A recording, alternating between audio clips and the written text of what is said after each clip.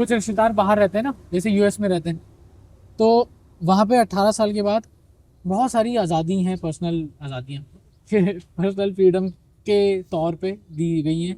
लोगों ने बहुत अच्छे से एक्सेप्ट किए, उसका लोगों ने फ़ायदा भी उठाया। बताता हूँ कैसे। 18 साल का 18 साल से पहले बच्चा माँ बाप की कस्टडी में तो है, लेकिन वो स्टेट की अमानत है। आप वैसे ही ख्याल रखो कि अगर भाई नहीं ख्याल रखे ना, स्टेट आपसे ले लेगा।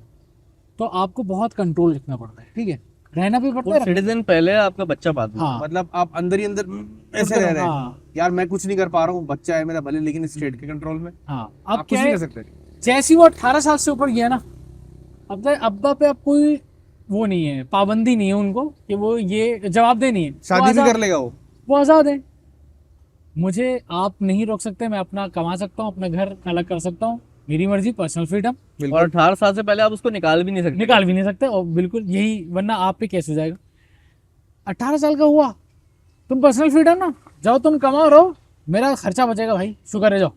मतलब तुम कमा रहे हो तो तुम अपना करो ना, पर मुझे भी पर्सनल फ्रीडम दो, कुछ भी चाहिए। तो सब हंसी खुशी रहेंगे चंद साल तक।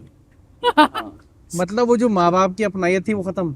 हाँ हाँ माँ बाप अगर मना कर रहा है तो नहीं सुन रहे, मेरा पर्सनल फ्रीडम बोल के मैं निकल जाऊंगा। भाई पहले बंदा कोई भी मुआशी एक्टिविटी में इन्वॉल्व होता था ना कमाने के लिए, तो वो जिम्मेदारी पूरी करने के लिए होता था।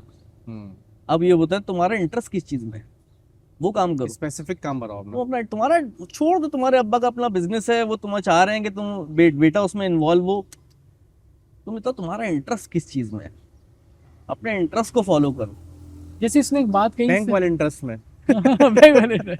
इसने एक कुछ चला बात जाएगा। बोली कि पर्सनल फ्रीडम आया था सबको अलग अलग करने के लिए, क्योंकि ये इसने जो बात बोली इसमें सब साथ हैं, ठीक है। अब्बा के मामलात या फैमिली में साथ जुड़े हुए, एक साथ घर में रह रहे हैं, भाई अपना रहो, आज़ाद हूँ, नहीं साथ रह रहे हैं, क्योंकि साथ हैं। अलग अलग करने से ना कमजोर पड़ जाएगा इंसान, इंसानियत दी ना। कमजोर पड़ जाएगी।